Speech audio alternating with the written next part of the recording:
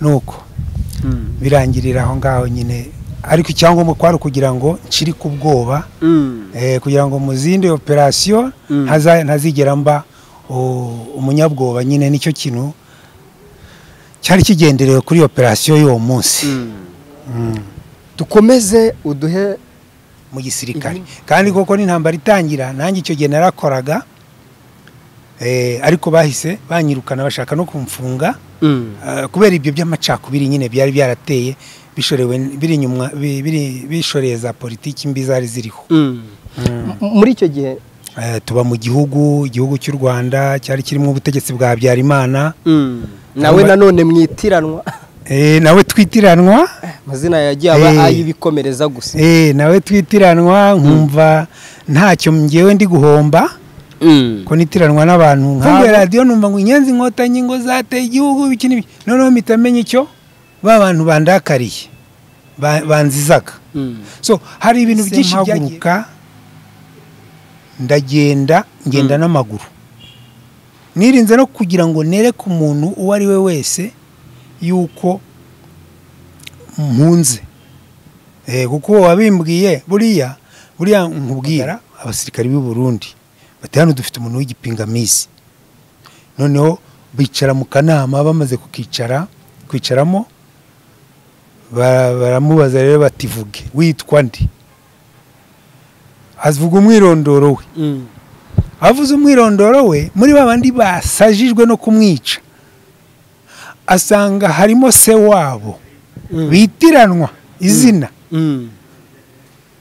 bagiye kubona wa musaza se wabo wa mugabo ari kurira noneho aramubaza batese ati urarizwa Tanzania turi kugenda batuzaniraga ibigori babizana nkarya rwose nk'uri kurya umugati usize noneho abandi bana bavuye Burundi bikabananira bakavuga ngo ngiye namenyereye ibi nibi ngewe nabiryaga n'undi mwana witwaga Hasani Munyacyangugu icyo gihe twari abantu 109 cyo guhembwa nta numwe buri muntu wese yatangaga umuganda we nk'uko umusanzu we nk'uko abikunze kandi abyifuza.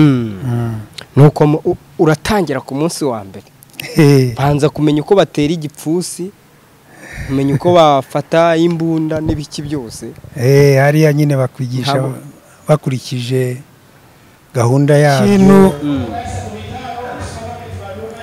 Mageze ikintu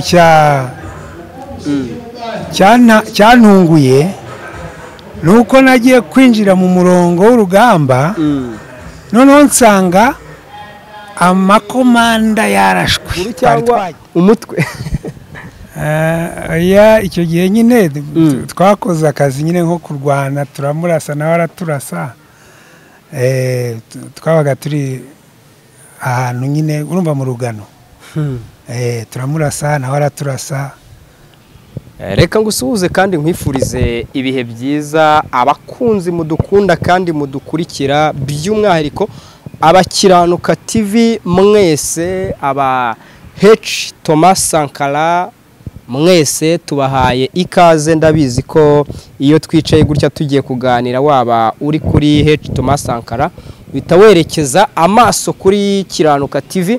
Ndabizi iyo uri kuri Kiranuka TV ukabona ikiganiro gisohotse kuri H Thomas Sankara uhita wirukanka ujya kumva icyo uyu muhanuzi umwe mu bahanuzi bakuru dusigaranye muri iyi minsi wagiye uca mu bintu byinshi bigiye bitandukanye ariko uyu munsi akaba agikomeje guhamya Yesu Kristo nk'umwami n'umukiza w'ubugingo bwe ndetse agakangurira abantu kwizera Yesu Kristo. Duhawe umugisha n'Imana yo kumwakira uyu munsi kuri Kiranuka TV. By'umwihariko ni byinshi bigiye bitandukanye tugiye kuganiraho harimo inkomoko y'izina Thomas Sankara, ubuzima bwe bwite yaba akiri umusore yaba yinjira mu gisirikare cy'u Rwanda cyamuteye kukivamo ibintu nk'ibyo ngibyo byose nibyo tugiye kuzamura guhera mu mizi tukazagenda tuzamuka tukamenya Thomas Sankara ni muntu ki, ni ibiki Imana yagiye imurinda yamurindiye iki mu bintu byinshi bigiye bitandukanye. Thomas Sankara nguhaye ikaze, meze neza? Urakoze Ezekiel, urakoze rwose kumpa ijambo kugira ngo mbwire abakunzi bacu amateka, imibereho, ubuzima kuva kera ndi muto kugeza igihe mbese ikiganiro kiri bugirire kuko urabona ndakuze ndi wa kera. Nshobora kuvuga uwo mwirondoro ugasanga bifashe igihe kirekire, bizakenera n'ikindi gihe ariko ndagerageza kubishyira mu magambo ashoboka. Ni ryari ijwi ry'Imana cyangwa ijwi ry'uwaguhanuriraga ryigeze riguhanura rikubwira ngo yemwe abo nahetse mukiri mu nda nkabaterura mukivuka ndiwe imvizi zarinda ziburuyenzi nkibahetse? Nibyo, ni ukuri. Igihe cyose imbere y'Imana duhora turi abana bayo, duhora turi bato kuko niduheka. Rero ngewe amazina yanjye ni Habyarimana Thomas Sankara. Navukiye mu cyahoze ari perefegiture ya Kibuye, ahitwa Karongi. Muri Karongi. Aho ngaho rero niho navukiye mu giturage cya hariya haruguru yo ku Kibuye. Ni hafi kuko turi abana twiga mu primaire, twamanukaga harya tukiga harya ku Kibuye rwose, harya mu mujyi, ariko tugataha tuzamuka mu misozi tugiye iwacu. Nuko rero igihe cyarageze nza kugera mu mwaka, urumva navutse muri 65. 65. Ubu mfite imyaka 60 yuzuye. Noneho igihe rero cyaje kugera, ubwo ndi kwihuta, tugera mu mwaka wa 83 nkurikije ikibazo wambajije. 1983 ubwo nari mfite imyaka 18. Yego. Nibwo nagiye kumva amazina yanjye, nabwiye ko ari Habyarimana Thomas. Sankara ryaje kuza gute? Ubwo turaza kuza icyo gihe ubwo niryo ngezeho. Bigejeje muri 83 nibwo nagiye kumva numva abaturage batangiye kumpamagara Sankara. Ntabwo Sankara nari nzi iryo zina rivuye he, sinari nzi ibyo ari byo. Naje rero nyuma gusobanukirwa ko Sankara ari umuperezida wo muri Burkina Faso wari ugiyeho muri icyo gihe cya 83 witwaga Thomas Sankara, Isidore Thomas Sankara. Nza kumenya yuko iryo zina ari irye, barinyitiye ko twari duhuje iryo zina rya Thomas, ariko bararinyita pe. Bahita bashyiraho Thomas Sankara, bahita bashyiraho Sankara. Bashyiraho Sankara, noneho izina rimfata uko nyine. Byageze aho nanjye ndarikunda, nawe ndamukunda, nabonaga ari n'umujene w'umuperezida. Noneho bakanamuvuga n'ibigwi byiza, noneho bigatuma umva bihuje n'umutima wanjye, nanjye ndabikunda. Ku buryo bigeze muri 87 bamwica, ntabwo kuva nabaho nta muntu wari wambabaza mu mutima wanjye nkawe. Napfushije abantu nabo dufitanye isano, napfushije inshuti, napfushije bagenzi banjye, ariko nta muntu wigeze ambabaza mu buzima bwanjye nk'uriya mugabo. Urumva nyine niba ari uko twari twarasangiye izina ryari ryaramfashe, nako ryaramfashe. Aho rero niho iryo zina ryaturutse ryo kwitwa Thomas Sankara. Muri icyo gihe rero byarakomeje, tuba mu gihugu cy'u Rwanda cyari kirimo ubutegetsi bwa Habyarimana. Nawe nanone mwitiranwa. Nawe twitiranwa, amazina yagiye aba ayibikomereza gusa. Nawe twitiranwa, nkumva ntacyo ngewe ndi guhomba ko nitiranwa n'abantu nk'abo. Nuko urumva ko navutse ariko ku ngoma ya Kayibanda. Wavutse ku ngoma ya Kayibanda, bakwita Habyarimana Thomas Kinyarwanda.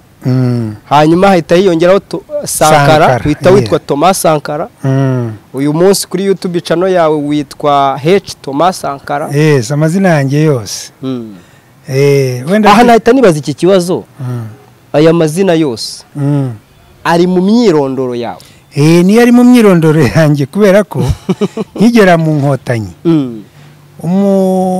umufandi umwe yaranyegereye yarankundaga arambwira ati sha ati kiriya kizina cyawe cya Habyarimana uzakireke yego ujye witirwa Thomas Sankara. Ndamwumvira ubwo afite icyo yarabimbwiye ndamwumvira.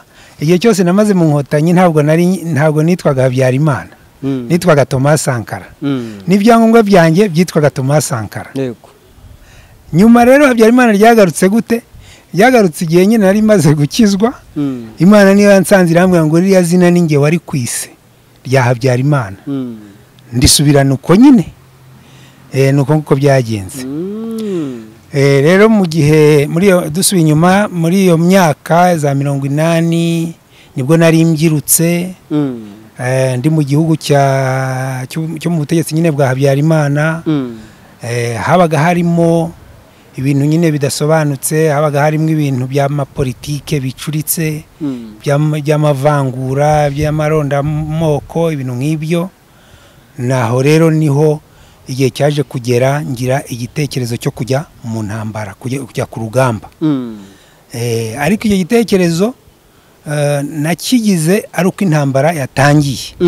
Ariko imyiteguro yacyo nari nyisanganywe kubera ko najyaga mpura n'impunzi zavuye nk'i Bugande cyangwa muri Kongo cyangwa i Burundi, abantu mbese b'impunzi zaho hakababona nacumbikiraga tukaganira akambwira imibabaro y'impunzi nkumva banteye agahinda. Noneho igihe kigeze intambara iteye nibwo nagize icyo gitekerezo ndavuga nti noneho ni byiza kujya gutabara muri ruriya rugamba, kubera yuko n'ubundi iyo ntambara iteye nk'uko twabigiranye ikiganiro na Major Robert. Intambara iteye habayeho umuvurungano mu gihugu, amoko abahutu n'abatutsi, politike zihita zibereka yuko ari abanzi. Ariko mu by'ukuri ntabwo burya abahutu n'abatutsi nkurikije igihe navukiye ntabwo abahutu n'abatutsi bigeze baba abanzi n'umunsi umwe, n'uyu munsi burya si abanzi, ahubwo byose byagiye bituruka ku mapolitike yagiye akurira igihugu kugira ngo bakomeze ubutegetsi bwabo. Usanga aribo bashyiramo utuntu nk'utwo, ariko ubundi umuturage n'undi bibanira amahoro. Uko rero niko twibaniraga mu gihugu tukabana neza, ariko wagera mu bindi bintu byo wumva ushoboye ushaka ugasanga harimo za road blocker, ugasanga ibi wowe ntubyemerewe, ibi ntubyemerewe. Noneho bituma abantu nyine bigabanya, amacakubiri naho ngaho yatangiriye. Noneho twari tumaze kubyiruka, nkatwe twari abasore muri icyo gihe cya 80 turengeje imyaka 20. Ababyeyi bacu nta kintu batubwiraga, nta kintu na kimwe baduhishuriraga. Babaga nabo bashaka yuko tutamenya ikintu icyo ari cyo cyose. Noneho tumaze gukura twe tubona ibintu, tukabona ababyeyi ntibabitubwira. Tukabona ababyeyi ntibatubwira ibintu kandi twe tubibona, twanabibabaza bakaduhindura abantu b'abaginga, ntibatubwira amakuru. Noneho bikadusaba kwimenyera. Noneho byadusaba kwimenyera, twumvise intambara ije, niho wasanze burya urubyiruko rwinshi rw'abatutsi ruhagurukira kujya mu ntambara. Nuko bose bari bamaze kugira ibintu basobanukirwa. Kuko tuvuge niyo bashaka kujya mu gisirikari ntabwo babemereraga, bakavuga ngo ibi ni mu byemerewe. Noneho ugasanga koko harimo ibintu bidasobanutse. Kandi mwajya mu ishuri babigisha za histoire y'igihugu, ugasanga barapininga impande n'impande, mbese ukabona nta kuri kurimo. Muri ubwo buryo rero naho ngaho nanjye nafashe icyemezo cyo kujya mu gisirikare. Kandi koko n'intambara itangira nanjye icyo gihe narakoraga, ariko bahise banyirukana bashaka no kumfunga kubera ibyo by'amacakubiri nyine byari byarateye bishoreye za politiki mbi zari ziriho. Muri icyo gihe nshobora kukubaza iki kibazo, ntabwo ku ruhande rwa imbere y'uko wenda winjira mu gisirikare mu buryo bweruye cyo kujya kurwanya leta yari iyoboye igihugu icyo gihe, nta ngaruka we ku ruhande rwe wari waratangiye guhura nazo wenda zo gutotezwa, kubazwa ibintu byinshi bitandukanye cyangwa se gutangira kugenda winjiza propaganda mu rubyiruko kugira ngo ugaragaze uruhare rwawe, support yawe washakaga guhereza abashakaga gutera igihugu ngo bakureho ubwo buyobozi bubi? Oya, nta ingaruka zari nyinshi. Zari nyinshi kuko tuvuge hari aho wageraga byonyine ibintu biri simple, ibintu byoroshye. Ndibuka rimwe byambayeho. Urumva icyo gihe mu mwaka wa 1989 intambara itaratera, ndibuka nasize imodoka nari ntwaye ku Muhima. Icyo gihe urumva nari mfite imyaka 25. Nari umushoferi.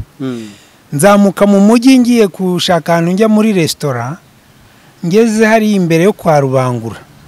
Abajandarume babiri sinibuka neza barampagarika. Batizana ibyangombwa byawe.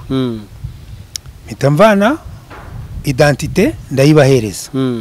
Nyibahereje basomye, umwe awayifasha arayisoma, arangije arambaza ngo urabona nta cyaha ufite. Sinamenye ibyo ari byo, ntabwo namenye ikintu ashatse kuvuga. Noneho ni cyaha, ngo urabona nta cyaha ufite. Noneho ndamureba, ndeba na mugenzi we, bari babiri ndibutse. Noneho mugenzi we arebye, mbona agize isoni, aramubwira ngo muhebe, ngo mu ikarita yigendere. Mbona yayimereje, ndigendera. Ntabwo namenye icyaha icyo ari cyo. Naje kubisobanukirwa nyuma yuko ari uko mu ID yanjye yasanze mu ijambo Tutsi. Nibwo naje kubisobanukirwa nyuma, byaratinze ariko. Icyo ni kimwe. Icya kabiri, ubwo inkotanyi zateraga muri 90 ku itariki ya mbere, nari ntwaye abantu b'abategetsi mu modoka. Noneho twari twavuye ku Kibuye, twagiye muri biriya bice bya Byimana, tunyura za Gitarama. Tunyura za Gitarama tugaruka ku Kibuye. Noneho ubwo nari mbatwaye, mbona bari amenyo bandakariye, nkayo cyatumye bandakarira. Nge sinzi ko inkotanyi zateye. Noneho tugeze ahantu duparitse gake, mfunguye radio numva ngo inkotanyi ngo zateye igihugu biki nibi. Noneho mitamenye icyo bantu bandakariye banzizaga. So hari ibintu byinshi byagiye biba. Tujye nk'iyo twashaka kujya mu gisirikari, bakatubwira ngo mwebwe ngo muri nabute, ngo mwebwe igisirikari nimwagishobora, ibintu nk'ibyo. Ariko ngo hari n'abantu basengaga muri kirya gihe ngo Mwuka Wera w'Imana yagiye ababuza no kujya mu gisirikare cya Habyarimana, ngo akababwira ngo kiriya gisirikare naragitanze kizatsindwa, nimujyayo muzicuza. Ibyo koko byabagaho cyangwa icyo gihe wari utarakira Yesu Kristo mu Rwanda? Ibyo narinjira mu bintu byo gusenga. Nari umudivantiste, kandi mu badivantiste ntabwo ibyo bintu babigenderagamo by'amayerekwa n'ibiki byose. Ntabwo rero nge nari nabizi ibyo. Yego. Ngewe gusa nashingiraga ku bintu mbona bifatika, biri aho, mbese nkabona ari ibintu birimo ibintu by'ubusumbane n'akarengane no kutoroherana, nyine byari birimo rwose. Ni nacyo cyatumye twihutira kujya ku rugamba. Abantu bose bari abasore muri icyo gihe. Nuko ruba ufasha umwanzuro wo gutangira urugendo rwo kwinjira mu gisirikare. Noneho ikintu cyanjyanye mu gisirikare noneho byihutirwa. Ubwo inkotanyi zateraga Ruhengeri, zagiye zifungura gereza ya Ruhengeri. Bamaze gufungura gereza ya Ruhengeri, buracya sinzi ukuntu nagiye njya mu mujyi nkuko bisanzwe.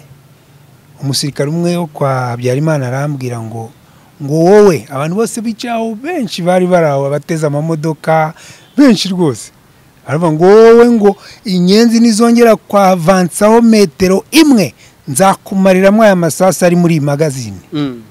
Chargeur niko bayita. Abantu bose barandeba, numva ngize isoni. Nakoze iki? Bukeye nahise mpaguruka ngenda n'amaguru. Nirinze no kugira ngo nereke umuntu uwo ari we wese yuko mpunze kuko wabimbwiye buriya nkubwire nubona umuntu afite imbunda nubwo yaba ari umusekirite barinda niba barinze ibigori ariko ukabona afite imbunda burya aba afite license yo kwica arakwica ibindi bikazakurikira akazaruburana kandi baramuburanira kuko abayimuhaye nicyo baba bayimuhereye nuko nanjye rero nararebye ndavuga nifite agahanga gatoya karinda uruguma nuko nahise ngenda n'amaguru ngenda ntegera mu nzira ndambuka nyura Icyangugu ngeze Icyangugu ndara ku bahungu b'inshuti zanjye abahungu b'inshuti zanjye rwose barancumbikira bakoraga muri projet cafe yaho batwaraga za Zodiac bari inshuti zanjye b'abanyagikongoro barancumbikira ariko urumva sinababwiye ikiri mu mutima wanjye kuko navugaga ni wenda bamenye iyo ndi kujya bashobora wenda kungirira nabi nabo bampinduka ariko ntago wenda nibwo batari no kubikora twari twibaniye neza nta kintu twapfaga barancumbikira mu gitondo bagiye ku kazi babwira umukozi bati umufate neza ataragiye Bukavu nagaruka ukomeze umwiteho nuko ndabyuka ndambuka nyura ku bajandarume nkabasuhuza bakabona mbere ndi umuntu wawo wigendera ndambuka ngi Bukavu ngeze Bukavu niho nakomereje urugendo rwo kujya mu gisirikari kuva wakwambuka muri Kongo ukagera Bukavu ntabwo wongeye kugaruka ntabwo nagarutse mu Rwanda hari muri 1991 nko mu kwezi kwa 3 cyangwa kwa 4 ntabwo nongeye kugaruka mu Rwanda nagarutse mu Rwanda ndi umusirikari kuko twageze i Burundi tujya mu miryango inkotanyi zari zifite imiryango bakatwandika bakatubaza bakatugenzura igihe cyagera bagafatamwa abagomba kujya mu gisirikari nuko nguko nagiye njyana n'abandi benshi abari baravuye mu Rwanda nibwo abana bari bavuye mu Rwanda bari batangiye kujya mu gisirikari none se ko waciye Bukavu waje kujya kuzi Burundi gute navuye Bukavu mbona abanyamuryango baho bampuza n'abandi tugendera hamwe tunyura Ibuvira tuvuye Buvira twambukira i Burundi baduhuza n'abanyamuryango b'i Burundi tuhamara amezi 2 hafi amezi 2 noneho abanyamuryango b'i Burundi nibo batwohereje mu gisirikari turagenda tunyura muri Tanzania duhingukira na Kivara noneho dukora imyitozo y'igisirikari tuyirangije tujya mu gisirikari ngewe icyo gihe nibwo nahise njya mu Birunga niho hambere natangira igisirikari mu Birunga icyo gihe nahamaze amezi 2 tutaragera aho ngaho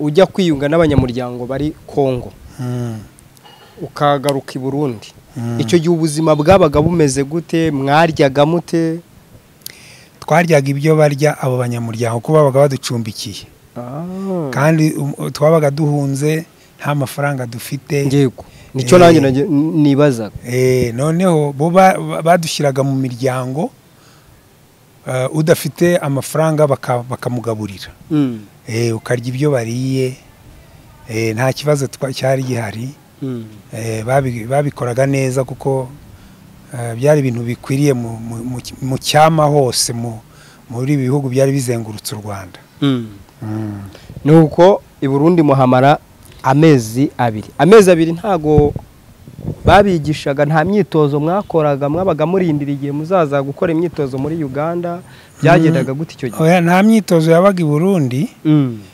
twahabaga nyine nk'abantu bategereje kuzajya gukora imyitozo ku rugamba kuko i Burundi byari ibintu gusa byo kumenya ese uyu muntu arizewe si uyu muntu ntabwo kwa Habyarimana bamutumye ibintu nk'ibyo nubwo twagendaga muri iyo miryango ntabwo batwizeraga ntabwo babaga batwizeye barebaga ukuntu umuntu ameze bakabona ufite imbaraga umuntu umusore habatu ntiyari umusirikare buriya ugasanga ni ikibazo banakohereza no ku rugamba ugasanga nabo ntibakwizeye mbese umuntu yahoraga mu icunguzwa bagucunguza bakureba bakugenzura hari naho rwose Burundi nge nigeze no kusa nk'urakara ndavuga ariko mwebwe mwibwira ko muturusha gukunda u Rwanda turashaka kurwanira u Rwanda ariko mbibwira abantu bafite ibitekerezo byiza baranyumva bansaba n'imbabazi ariko hari n'abandi babaga ari ibihubutsi ku buryo bashobora no kubabwira n'ibyo bakaba banakugirira nabi kuko nabo harimo abantu batatekerezaga neza kuko hari n'abantu babigwagamo ibintu nk'ibyo kuko ndibuka hari mugenzi wanjye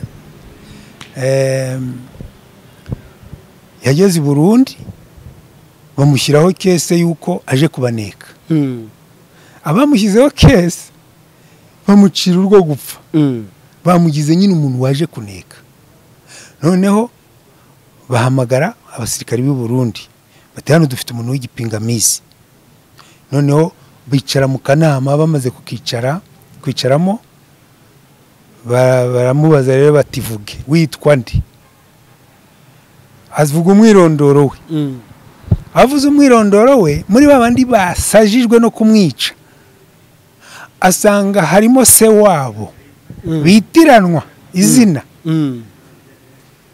bagiye kubona wa musaza se wabo wa mugabo ari kurira noneho aramubaza batese ati urarizwa n'iki nuko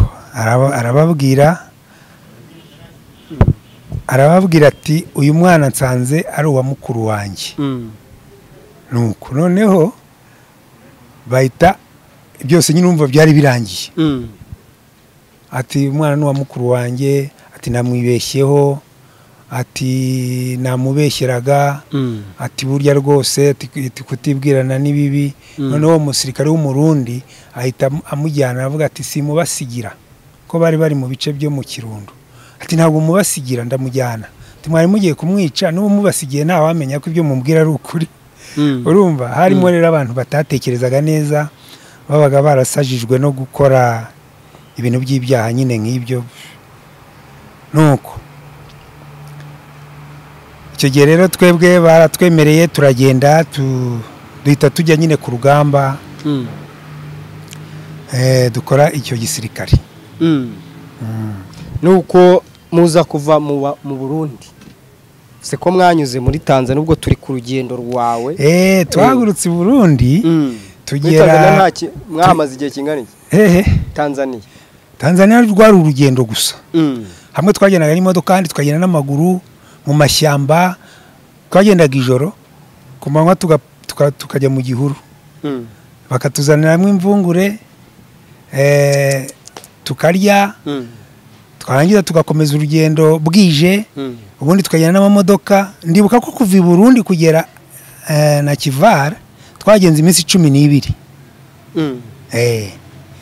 ariko ikindi kintu nibutse nshobora kuvuga kera nkiri umwana burya hari ibintu burya kurera abana bajeyi n'ibintu bibi cyane kera nkiri umwana ndibuka narangije primaire data nyohereza mu ishyamba kugisha n'inka inka ze njyana nazo ngenye nari mfite imyaka nka 10 nta nubwo yari 15 yari nka 13 cyangwa 14 sinibuka ko nari ndangije wa gatandatu wa primaire noneho njyana n'inka mara y'amezi 3 n'igice notse ibijumba ngakama amata nkanywa mara amezi 3 n'igice ari byo bintunze mbana n'inka ariko burya ibintu Imana ikora koko biba bitangaje iyo ntuza icyo kintu nakoze muri icyo gihe cyatumye ubuzima bwanjye bumenyera guhangana na situation iyo ari yo yose kuko ndibuka tugeze muri ayo mashyamba ya Tanzania turi kugenda batuzaniraga ibigori babizana nkarya rwose nk'uri kurya umugati usize none abandi bana bavuye i Burundi bikabananira bakavuga ngo ngiye namenyereye ibi n'ibi ngewe ntabiryaga n'undi mwana witwaga Hasani Munyacyangugu icyo gihe twari abantu 109 ariko njye n'uwo mwana Hasani twararyaga we sinzi aho yari yarakoreye training ye njye nayikoreye mu nka kubera kurya inyotse y'ibijumba nkarenzaho amata amezi 3 n'igice ashira nibera mu ubwo buzima ndarana n'inka hariya ibyo rero byatumye ubuzima bwanjye bwose bunyorohera mu ishyamba muri struggle no mu birunga mu buzima bwari bukomeye ngewe nari nkomeye nta kintu na kimwe cyandushyaga hariya mu birunga abandi ukabona ibintu byabayobeye abayishiwe bagize ubuzima bukeya bakaza kungisha inama bati wowe urabibona gute nka ugasanga ni ngewe wahindutse ubaha igipindi mbese nuko ubwo se urwo rugendo rwose mwagendaga nta bahasigaga ubuzima bitewe n'imirire mibi cyangwa n'imbeho cyangwa n'ikindi kintu wenda mwese mwasohoye mu nkambi mu gikundi mwahagurutse ariko mungana twebwe mu gikundi cyacu ngo twahagurutse turi 109 nta numwe wasigaye mu nzira twese twarahageze kuko ndibuka ko umubare batubaze turi mushiha ni nawo mubare twakomeje turinda tugera na Kivale ubwo rero urugendo rwacu rwabaye rwiza gusa ikintu nibuka twajyaga dutekereza twaratekerezaga ngo twarebye ukuntu urwo rugendo rwari rukomeye urumva kugenda iminsi 12 twarebye ukuntu rukomeye twebwe tukibwira yuko nitugerayo twabonaga ari igisirikare mbese twagikoze kimwe cya hatari nk'icyo mu Bigogwe twayatwumva twumva twe tugerayo bahita baduha nk'ipeti rya kaporari yego kubera umuruho twaga twarushye naho ubwo nta nicyo turabona twatangiye rero kumenya ko none twinjiye igisirikari badukoresheje ibyo bita introduction aho ba instructors bazaga bakabakaranga kweri bakabakaranga kugeza igihe ururimi rwenda gusohoka niko twavuze ba bantu burya ntabwo ari abantu nkatwe abantu ni ibikoko aho ngaho rero niho igisirikare gitangira none wasanga abasirikari bahamaze iminsi kugira ngo kubera ko babategaga ibiharanjongo kugira ngo batazatoroka urumva nko mu musatsi nk'uyu wanjye cyangwa wawe bakanyuzamo nk'imihanda nk'ibiri bakagukubita amasunzu none wabona umwana wamaze nk'ukwezi ugahita ubona yaracanganye kiwari nk'umusazi nuko aho ngaho rero twaboneye yuko noneho ubuzima butangiye by'ukuri reka dukomeze dusubire inyuma ho gatoya muri izo nzira zose mwagendaga ntabwo wenda urumva mwabaga muri mu bihugu bitari ibyanyu ntago amaleta y'ibyo bihugu yabatekerezagaho nk'abandi bantu wenda ugasanga wenda aho mu nzira muri guca muri kugenda muhura n'inzitane wenda zo gufatwa wenda bamwe na bamwe bakaba banafungwa inzira hose zabaga ziharuye ku buryo umuntu yagendaga ari free niyo mpamvu nyine twagendaga nijoro twagendaga nijoro ku manywa tukajya mu gihuru ubwo nta hantu byari byemewe nyine twari kugenda amajoro ku manywa abantu bakajya mu gihuru urugendo nyine rwafashe igihe kirekire ibyo byose ni amatsiko umuntu aba afite ntago utarabusya abwita ubumera niko batungane mu kinyarwanda nuko mugerayo batangira rero mutangira gukarangwa koko ubwo nyine kiba kiratangiye nuko icyo gihe muhagera bwa mbere musohokera mu nkambi mwakiriwe mute mwakizwa iki ko mwari musanze noneho abantu icyo gihe bakwakira neza batwakiriye neza batuganiriza neza natwe tukababwira amateka yacu uko tubayeho uko twabayeho noneho twabonye nyine igihe ibintu byahindutse cya gihe nyine introduction itangiye niho uhita ubona noneho yuko umurimo nyine mwaje musanga mu bubonye ko niho muhita mubona ko ibintu bitoroshye bikomeye koko nibura se muri icyo gihe mukimara kuhagera hari icyo mwizezwaga wenda cy'umusaruro mushobora gukura ku kwifatanya n'abandi kurwana urugamba wenda akavuga ati uzajya uhembwa gutya uzajya uhembwa gutya, ibyo byabagaho? oya ibyo ngibyo n'abajyaga muri uwo murimo nta muntu wabaga afite ibyo bitekerezo byo guhembwa, kuko abantu bose bari barigishijwe mu banyamiryango, kandi naho ngaho baratwigishaga. Nta muntu wari ufite icyo gitekerezo, icyangombwa kwari ukubohora igihugu. Nta muntu wari ufite igitekerezo cyo guhembwa, nta n'umwe. Buri muntu wese yatangaga umuganda we nk'uko umusanzu we nk'uko abikunze kandi abyifuza. Nuko uratangira ku munsi wa mbere, banza kumenya uko batera igipfusi, kumenya uko bafata imbunda n'ibiki byose. Hariya nyine bakwigisha bakurikije gahunda yabyo, ukabyiga bakakwigisha nyine gufungura imbunda, kuyifunga, ibintu nk'ibyo nyine. Ntabwo wigeze wicuza impamvu? Nta na rimwe nari kwicuza. Ubwo ati ndicujije impamvu navuye iwacu, ariko watekereza urugendo? Oya, nta na rimwe nari kwicuza. Nta na rimwe nari kwicuza. Burya umuntu wicuza ni umuntu wagendeye mu kigare atari ibintu we yatekerejeho, adafite n'impamvu. Ariko ibintu wakoze n'umutima nama wawe kandi ufite n'impamvu, tuvuge nka bya bintu byose nakubwiye, nk'uriya musirikare wambwiye ngo nibongera zandasa, ibyo byose nyine ntabwo waba ubitekereza ngo utangire wicuze. Ahubwo aravuga gati wa muswa shanze nzamwemese, nagira ibyago nkamugeraho bwa mbere. Oya, ibyo ngibyo nta. Burya iyo ufite ibintu nk'ibyo by'inzigo muri wowe uba uri mubi. Kuko burya iyo ujyanye ibintu by'inzigo uvuga ngo ngewe ngo nibigira gutya nzajya ngo kwihorera ngo kugira gutya, burya ubusanzwe uri mubi. Kuko bubibona yuko nawe atari we. Iba ari sisitemu yamushutse, ari ibipindi babashyizemo, ari politike yabarindagije ikabateramo urwango, ariko mu by'ukuri ubu bizi neza yuko nawe ibyo yakoze atari ibintu yemera, ahubwo ari ibintu nawe aba yarashyizwe mu kuko n'ubundi icyo gihe cyarageze, ariko ntabwo nigeze njya gushaka umuntu ngo uyu n'uyu yangiriye nabi cyangwa yagize gute. Oya.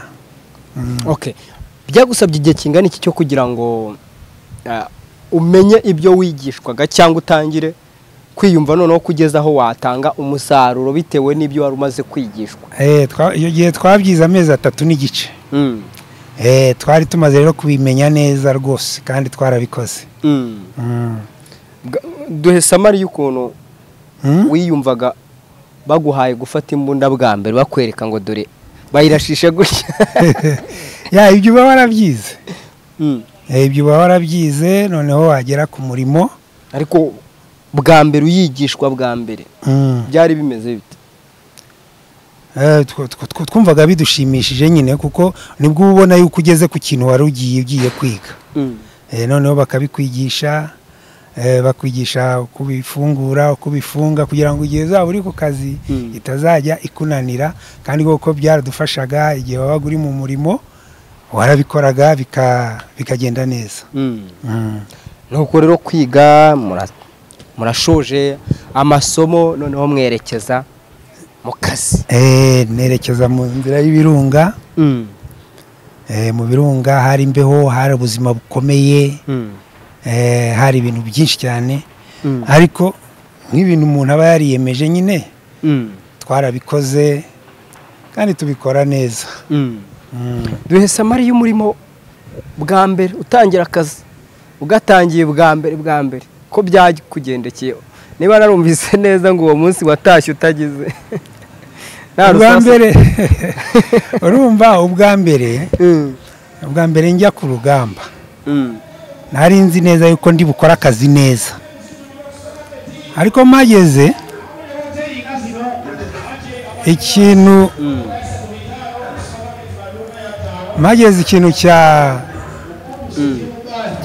cyantunguye nuko nagiye kwinjira mu murongo w'urugamba, noneho nsanga amakomanda yarashwe twari twajyanye. Noneho mbona akazi mfite atari ko kujya kurwana, kandi ibyo niyemeje, ahubwo ntangira akazi ko kwikorera abakomeretse badashobora nko kwigenza. yego Icyo rero nicyo cyambabaje ko natashye ntagize ntakoze umurimo nari nagiye gukora ari ubwa mbere.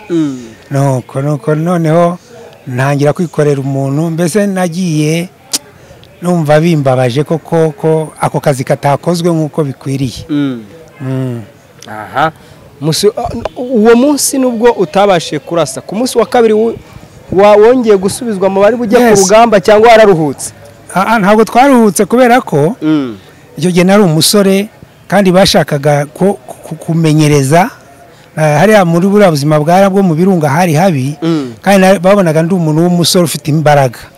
Noneho umukomanda wanjye nawe bari bahari bamurashe, ariko bukeye aramfata anjyana n'undi turi babiri, tugenda turi batatu, turongera tujya gutera turi twenyine muri batatu. Ariko yagira ngo amara ubwoba kuko yabonye ko navuyeyo ntayikoze akazi, agira ngo amara ubwoba nyine aho ngaho, ariko ko byaramfashije.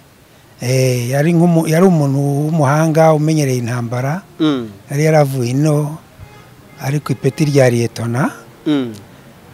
Noneho bituma koko nshiri ku bwoba, kuko urumva bwa mbere nari nabonye abantu barashwe ntanarwanye. Noneho aravuga ati uyu muntu reka mujyane njye kurushaho kumutoza atazagira ubwoba. Ibyo rero byagiye bimfasha. Nibura se icyo gihe usubiyeho bwa kabiri wigeze uhangana na aduye? Ubona ko muhanganye uramubomora byibura umurasa nk'ukuguru cyangwa umutwe? Icyo gihe nyine twakoze akazi nyine nko kurwana, turamurasa nawe araturasa. Twabaga turi ahantu nyine urumva mu rugano, turamurasa nawe araturasa, nuko birangirira aho ngaho nyine. Ariko icyangombwa kwari kugira ngo nshiri ku bwoba, kugira ngo mu zindi operasiyo ntazigera mba umunyabwoba. Nyine nicyo kintu cyari kigenderewe kuri operasiyo y'uwo munsi. Dukomeze uduhe ibindi bice byagiye bikurikiraho, uburyo byagiye bikugora cyangwa se n'uburyo wenda mwaje kugira amahirwe urugamba murarutsinsura. Ni hehe ahantu wibuka urugamba rwigeze rugukomera ukavuga ati ahangaha nintapfa n'abandi umurame? Burya urugamba ruhora iteka rukomeye. Urugamba ruhora rukomeye iteka ryose, igihe cyose ugiye ku rugamba ruba rukomeye. Ikintu biba bigusaba ni umutima. Umutima ufite wafashe ibyemezo, ngomba kurwana uru rugamba. Ariko ubundi urugamba igihe cyose ruba rukomeye, kuko ahantu ujya uvuga uti nshobora gupfa buri munsi. Ntaho rero urugamba rworoha, ntaho wavuga ngo ahangaha urugamba ruroroshye, iteka ruba rukomeye. Ndashaka ahantu rwagukomereye, niho nshaka wageze ukavuga ati ahaho ni Nyagasani. Nyine ndabyumva ruba rukomeye, ariko hari aho ugera naho wareba kabona ni ngombwa yuko usubira inyuma, kana ni ngombwa yuko umanika amaboko, cyangwa se wenda imbunda ikagushiranamo amasasu ugasigara noneho wirwanaho nawe nk'umuntu w'umugabo. Noneho burya ibyo nakubwiraga, ingamba zose zirakomeye, kuko hose aho ujya hose uba uzi ko ushobora no gupfa. Ibyo rero wahura nabyo byose iyo wamaze kwiyemeza, byose uba ubona ari kimwe. Byose uba ubona ari kimwe, byose uba ubona ari kimwe. Aho ahantu hashobora kugukomerera kurusha ahandi ni hahandi ushobora kugera wenda bakakurasa, bakurasa ukabona ntibushobore kuhava bataguteruye. Ayo mahirwe rero ngewe ntabwo ayo mahirwe, ibyo byago sinigeze mbigira. Sinigeze ngira ibyo byago, ahubwo wasangaga ari ngewe wafashije bagenzi banjye bagize izo ngorane. Ngo urugamba rwarinze rurangira utarashwe? Nta muntu wandashe, ariko atari kuvuga ko ari ubutwari cyangwa ari ukurusha abandi. Ni amahirwe gusa aba yakujeho, kuko ni nko kujya mu mvura ntikunyagire. Urumva ko nta kintu uba wakoze kugira ngo wa mutonyi utakugwaho. ni nka ryari wari uri ku rugamba nk'umuntu mwari muri kumwe ukabona arapfuye none ukabona ko bya bintu nta mikino? Igihe cyose barapfa nko kuri wa munsi wa kabiri nakubwiye, wa munsi wa kabiri njya ku rugamba bwa kabiri, hari abagabo baje kudufasha. Umugabo yaje kudufasha, ahageze bahita bamurasiraho nyine aho ngaho. Ni nabwo bwa mbere nari mbonye aho umuntu bamurasira nyine ku rugamba ahita apfa, kandi yari umusirikari, yari kiyongozi. Nibwo nahise mbona ko mu rugamba nta mikino ibayo koko. Umunsi wa kabiri nyine nibwo wari ubonye umuntu wishwe mu rugamba. Njye nahita nisubirira inyuma. Ukomeza urugamba ubonye afande wari uje kugufasha urugamba. Nakubwiye iyo wiyemeje, iyo ugiye ku rugamba wariyemeje, uba nyine wariyemeje nta mitima ibiri, ugomba kugumana wa mutima nyine uwo nguwo. Kuko ushatse kugira ibintu by'ubwoba ntabwo wajya ku rugamba.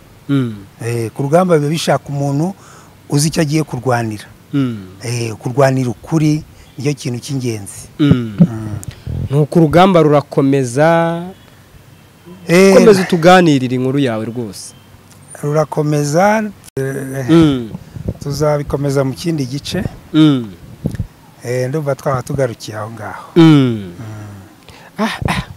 Cy'urugamba ko numva byari biryoshye ku ruhande rumwe, ariko nanone kumva ku rugamba biba biryoshye.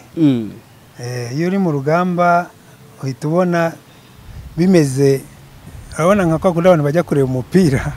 Urugamba nuko nta bantu barwogeza baba bahari, ariko ubona biryoshye ukuntu, ariko nyine biteye n'ubwoba, ariko ubundi bari umukino ubona ari mwiza ukuntu. Aramutse abantu bawufilima nko kuma filime umupira, waba ari umukino uteye ubwoba. Akose ubundi nago amasatelite babifilima ku buryo baza akatuzana nk'ako kantu umuntu akazajya by'umwihariko ariko bakazana ahantu watangira urugamba uburyo warurwanaga. Ngiye nkirebera amasatelite ntibamenye uko akora ibyo byose. Hari igihe baba babirebera kure, baba bifite ibintu nk'ibyo. Ku muntu udukurikiye muri aka kanya, benshi bajya bakunda kuvuga ngo ku muntu wabaye umusirikare ntiyakwifuza ko umwana wiwe ajya mu gisirikare cyangwa yabyifuriza umwana we. Ese kuko niko bimeze? Biterwa n'igisirikari n'icyo urwanira. Yego. Kuko uramutse ugiye mu gisirikari kirwanira ibintu bitari ukuri, ntabwo wakoherezayo umwana wawe, nawe ubwawe byakubabaza. Ariko ufite ikintu urwanira, ikintu kizana amahoro, gifite umugambi w'ukuri, n'umwana wawe wamwoherezayo. Wamwoherezayo rwose nta kibazo wagira. Reka duse nk'abasoreza ahangaha, duse n'abagana ku musozo. Ariko mbere y'uko tugana ku musozo, hari akantu nimvaga nifuza kukubaza. Iyo misi wamaze ku rugamba, wasanze General Gisa Fred Rwigema yaritabye Imana cyangwa yitabye Imana waratangiye urugamba? Nasanze yaritabye Imana, ntabwo nigeze mubona. Wangu we wajoyinize urugamba n'ubundi rwaye rwaratangiye? Rwari rwaratangiye. Okay. Nyuma w'amezi menshi ndetse. Nk'amezi angahe ubwo? Nk'amezi 5. 6 gutyo. Ubona uvuga ngo wahasanze afande muzehe wacu? Muzehe wanyu. Wasanze ari we mutoza w'ikirenga icyo gihe? Yari umwe mu baraho nyine, nkuko twese twagiyeyo. Reka ngushimire, nshimire n'abari badukurikiye. By'umwihariko mbabwire ngo ibiganiro byacu nakagaruka. Nitwa Ezekiel Rukundo, mukore subscribe, musharinge kino kiganiro, kandi mukomeze kubana natwe mu nkuru n'ibiganiro byacu bya buri munsi. Twari turi kuganira ubuzima rw'urugamba rwa Thomas Sankara, uburyo yisanze mu gisirikare. Tuzakomeza tugere tuganira n'ibindi byinshi bigiye bitandukanye. Buriya muzasobanukirwa nyakuri ni iki cyamuteye noneho kugicomokamo. Uyu munsi tukaba twibereye hano muri Uganda. Ku muntu ushaka kuzasobanukirwa ibyo byose, nakore subscribe, na sharing iki kiganiro, niyandikishe mu muryango mugari w'Abakiranuka TV, aba Thomas Sankara TV, kugira ngo byose ujye ubasha kubigezwaho 5 kuri 5. Ndagushimiye. Urakoze nawe. Kandi nawe turagushimiye Sankara kuduhereza ikiganiro cyiza n'ubuhamya bwiza ku muntu wese wari ufite uburyo akwibazaho mu buryo bugiye butandukanye. Murakoze cyane. Urakoze Ezekiel.